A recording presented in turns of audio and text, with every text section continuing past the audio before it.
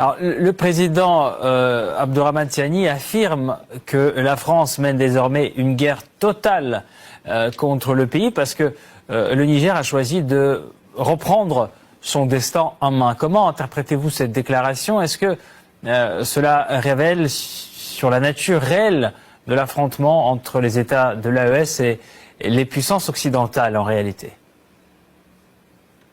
Et il faut tenir compte de trois choses. D'abord, la qualité de celui qui tient ses propos, c'est le président de la République du Niger. Donc, il est censé connaître ce que les autres ne savent pas et donc il ne parle pas au hasard. Le deuxième élément, ça, c'est le fait que là où il se prononce, c'est devant les militaires. Ça veut dire que la circonstance est particulière. Ça veut dire que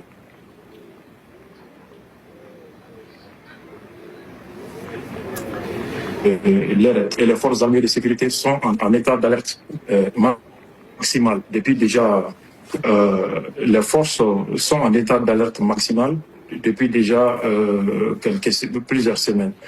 Et effectivement, la guerre totale, c'est que l'ennemi n'épargne aucun moyen pour déstabiliser, pour faire mal aux États du Sahel. Et donc, cela va de l'offensive politico-diplomatique, des offensives médiatiques à travers les campagnes de désinformation pour contrôler l'opinion, afin de pouvoir retourner les populations contre les autorités en place et faciliter le travail des organisations terroristes qui déstabilisent aujourd'hui le Sahel. Donc le constat est réel, il n'y a aucune emphase dans cette déclaration et ça correspond aux réalités que nous sommes en train de vivre aujourd'hui.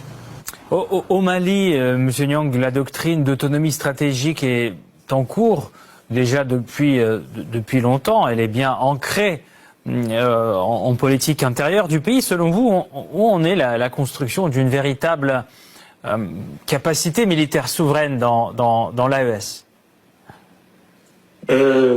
Depuis l'avènement de la démocratie au Mali en 1991-92, le Mali n'avait plus d'armée. En lieu et place d'une armée, nous n'avions qu'une armoire.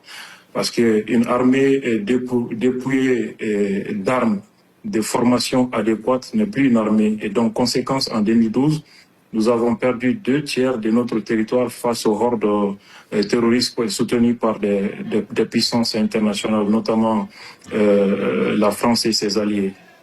Et c'est à partir de cette transition, en 2022, que la reconstruction de l'armée a été effective avec l'appui des États comme la Turquie, la Chine et surtout la Russie qui a bien voulu nous vendre des armes que d'autres refusaient de nous vendre.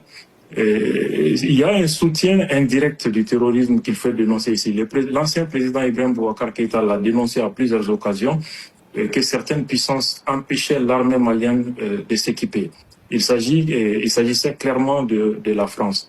Comment se fait-il que vous intervenez sur un territoire sous prétexte de soutenir ce pays contre les terroristes, en même temps vous empêchez l'armée de ce pays de s'équiper? C'est une forme de soutien indirect au terrorisme. C'est pour cette raison que, après le coup d'État, les militaires ont décidé de chasser la France et les forces onusiennes.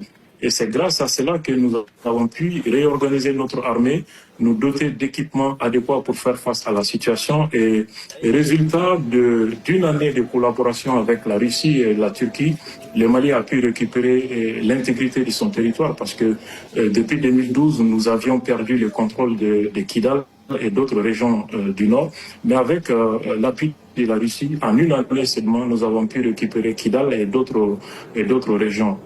On peut dire qu'aujourd'hui, l'armée malienne opère en toute autonomie dans les airs comme sur la terre et sur l'ensemble de son territoire.